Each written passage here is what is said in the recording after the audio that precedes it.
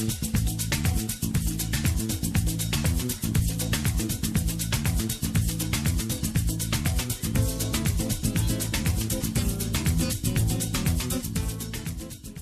on the show, we have Sheila Olson, an expert in college advising. Welcome, Sheila. Hi, Rama. To the show.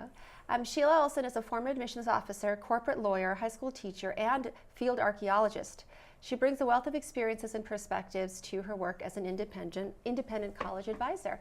And this is a big topic for every year when anyone has a child who's college bound, or in some cases a few years before they're college bound. Parents start feeling anxiety and kids start feeling anxiety. So this is a very appropriate conversation that more people should be having. So I'm so glad that this is your expertise and we have you in today to chat with us about. It's nice to be here. About this field.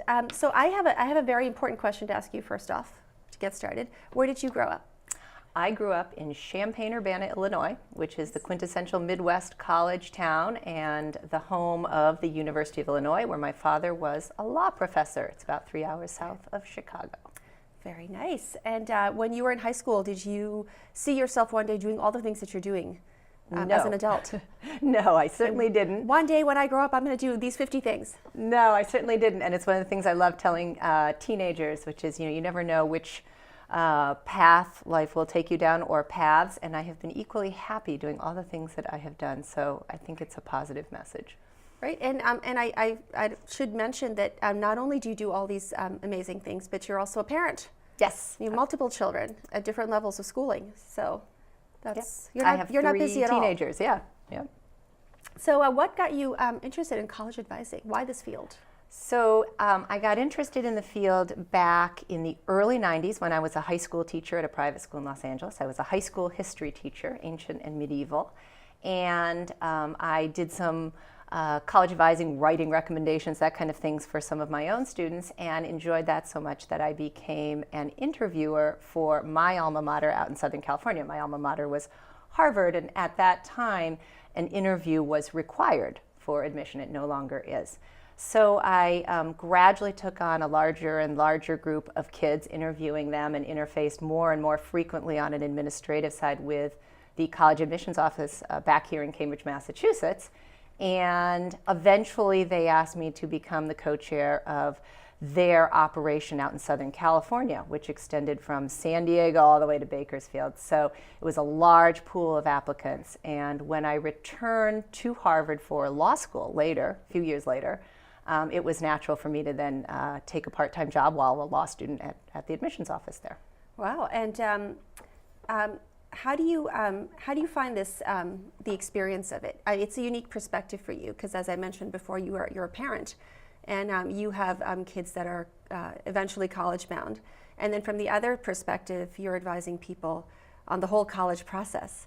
So it's a very very uniquely qualified college advisor. And how has that been for you? How's it been going?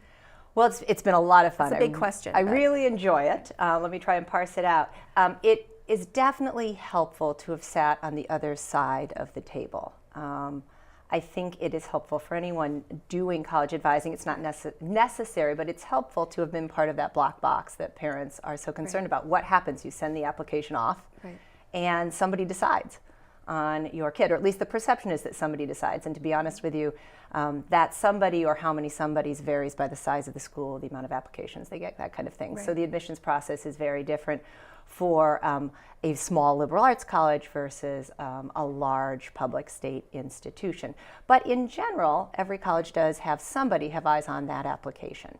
And it is helpful to know what we all as admissions officers thought was unique, appealing, interesting, memorable. I think maybe that last one's the most important of all, when you're looking at hundreds of applications every day.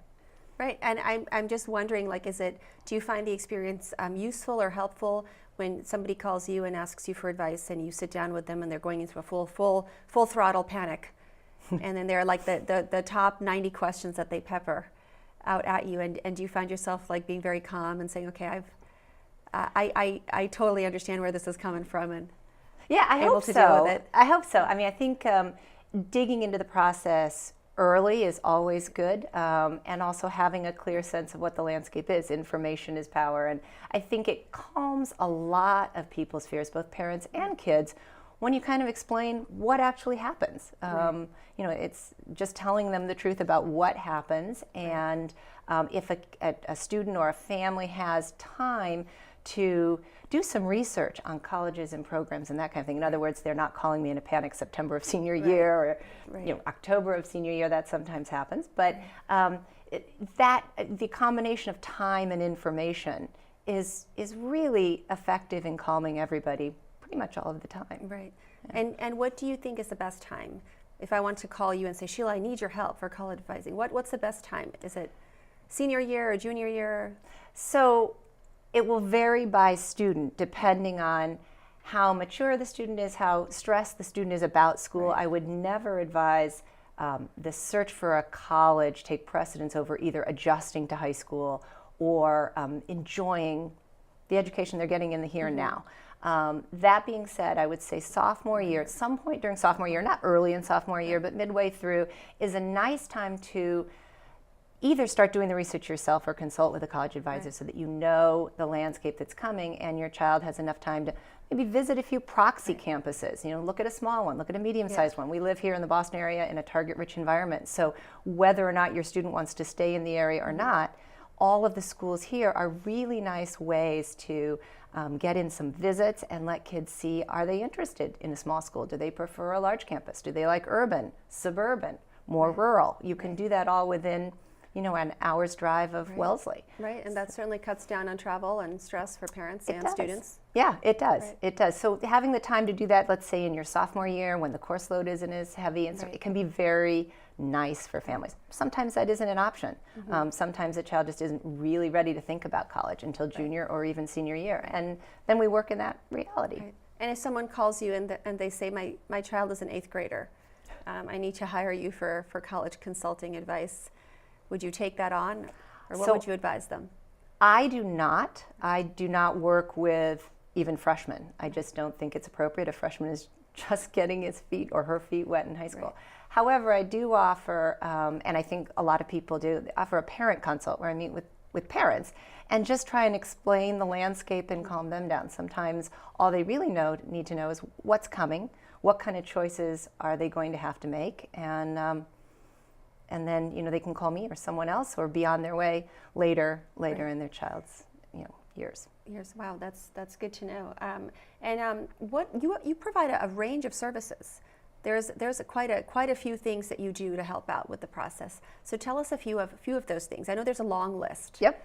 But so any college advisor, I think, is likely to provide a range of services. Sometimes when people get very busy, they stick with the package client, soup to nuts. You dig in for a year or 2 years. But I don't do that, and I don't like to do that. I find it very refreshing. It's more fun for me to offer a variety of different levels of service. So I told you I do offer a consult with parents, flat fee, 2 hours. I offer, sort of an introduction to the college landscape, what's coming down the track, what's the schedule kind of look like for the typical student, and what are some good resources. And for many families, that's enough. Right. Direct them to some powerful websites, give them a sense of what's coming, and with their college advisor at school, they're all set. I offer packages for, beginning sophomore year, juniors, seniors, essay writing packages for kids that really just need help on the writing issue, writing those college essays. And then I also do targeted work with students that are competent and comfortable with everything else, but interview prep, just coming up with a customized college list or a customized timetable. Students need different levels of support, and it's a lot of fun to have a variety of different kids. So, and that includes college essays, and if I don't know where I want to apply, and big school, small school. Right. So that's sometimes I will meet with a student for, on an hourly basis 3 or 4 times, and we cover, how do I begin that college search? We talk about what they want out of a school, and I think one of the things that any adult that knows things about colleges, and this could be a teacher, it can be a parent, can provide to a kid is some architecture on how to begin researching schools and programs. For example, is a kid an appropriate candidate for an honors college at a big school? How do I go about looking into what different goodies an honors college can provide at a place like UMass? It's Commonwealth Honors College. It offers, preferred access to some courses, and that can be very valuable at a big school. Is a student interested in a specialized pre-professional career like nursing? If you go on the nursing track, what are the options to get that RN, that BSN? What are the differences? What schools offer them? What kind of internships are available? Right. So a lot of that research skills component, which is really valuable for life in the future, is a really nice way to dig in with kids who are very comfortable with the application process itself, but may want some guidance on finding that good fit school or program that's unique for them. Right, right. And is it necessary that everyone has to have their lives figured out as they graduate from high school and know what they want to do forever? Absolutely not. It's not necessary for is that, life. Is that the end of the world? Like, is that a doomsday scenario if you don't know what you want to do? No, it's not. That being said, I generally do advise kids not to tick the undecided box on an application, because as a college admissions officer, what they want to know is, what are you interested in? Right. So you don't have to commit. The beauty of the U.S. college system, let's say in comparison to Europe, is that we don't expect our kids to know exactly what they want to do. Most kids will switch majors at least once, over 50%. So you're in good company with a large portion of students if you don't know exactly what you want to do. But I shouldn't say we, I'm no longer on the college side of things, but colleges do want to know that you have an interest or interests. So what's important for kids to think about is, what are the things, plural, that they might want to do, and how can they get across the reasons that they have these interests at this point in time. If you're an intellectually curious person and that comes across, you're going to be intellectually curious no matter what the topic is, and that's what colleges really want to know. Mm-hmm. And so from your expertise and your experience, what's the one big misconception that you find that most college-bound students have? I think that students and parents have the misconception that every school wants kids today to be good at everything. And that's just not the case. Colleges are looking to create well-rounded classes. They aren't necessarily looking for well-rounded kids. They want kids who have demonstrated interests in areas that they can share with others and then learn about new things from their classmates. Mm-hmm. Wow, that's good to know. Yeah. And you are constantly updating, and you're constantly attending all kinds of conferences on this related to these topics. So you meet like the heads of school all the time. So give us an example of some recent people that you've met in the college advising process. Yeah, so this past September, NACAC, which is the National Association of College Admissions Professors, Counselors, not professors, professionals, but the C at the end stands for counselors.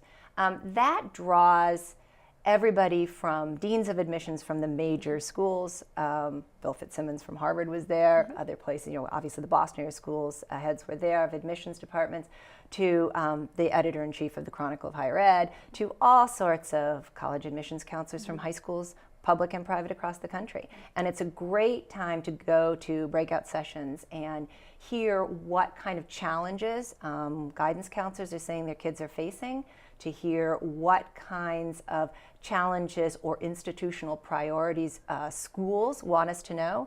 So one of the things that's interesting in this profession is that every year the landscape changes for schools as well as for students. So schools are selecting you as much as you're selecting them. And different schools will have different institutional priorities year to year. Right. Recently, a local institution confided to a group of us that they had more tenured Russian professors than they had students in the Russian department. So they literally were saying, please have students interested in Russian studies apply to us. We're looking for them. Right. So that's kind of interesting. I recently was on the Swarthmore campus and met with the Swarthmore Dean of Admissions, and he was looking for compassionate conservative students. They didn't have enough of a political balance on campus, and he let that be known. That was their institutional, or one of their institutional priorities this year. Wow, that is interesting. Well, that's exciting to know. You have a wealth of information on all sorts of colleges. And tell us your website. Where can we reach you? So you can go to my website, which is Sheila Olson, one word, advising, all one word, SheilaOlsonAdvising.com, and it has some information about me, services I offer, and maybe more importantly, just some general information about the college application process. And how busy are you right now, and how many students do you take on at one time? Well, I'm pretty busy right now. I'm full with seniors. I try to plan a year out and take some juniors, some sophomores. Right now I'm handling just over a dozen students, and some of those are internationals or out of state, and I work with them via Skype, and some of them are students I see in their homes or at a library every week or every other week. Yeah. And how many sessions do you typically do for? I guess it depends on where they are in the process. Correct. But what's your typical, like starting off with someone, do you take them on for like a 2-year stretch?